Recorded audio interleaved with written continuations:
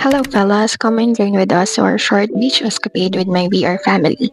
It's been a while since huling beach ko, maybe that is July of 2022 at ito ang nagagawa pag introvert na. Mabilis maubos ng social battery and that's why bago ako umalis ng Pilipinas, talagang sumama ako sa beach outing na sinetap na lang way beforehand. So sobrang calming ng paligid, medyo mainit pero worth it naman yung sunburn. So we have hammock, tent, and courtesy by Almira, brother ni Almira. So siya yung nagpairam sa amin for us to fulfill this beach outing.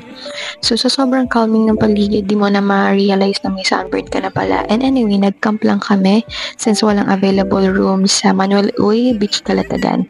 Nagkaligaw-ligaw pa kami nung una papunta pero at least nakarating din kami sa final destination. Nag-set up lang kami ng tent, tapos sinecure all things sa sasakyan ni Kuya Jao. Nagdiretso na kami sa pag-prepare ng aming food for lunch. And good thing maaga kami nag-meet up ng araw na yun to buy some food supplies sa Alabang Wet Market. Sa dami nga ng pagkain namin during that trip is umabot kami sa point na namigay na kami ng ulam at kanin sa mga locals dun sa beach ng Manuel Uy.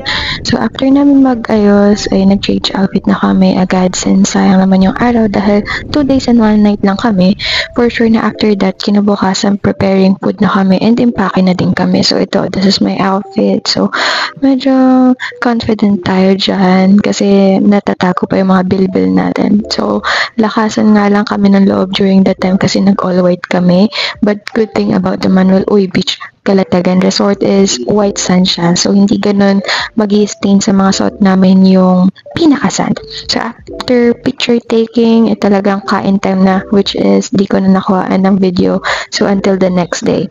But here I am, together with my friends. So, ating Mini, Kuya Bien, Kuya Jao, and the other one is Kuya Anthony, which is ayan, yung nagpipicture ng kung ano dun sa sand.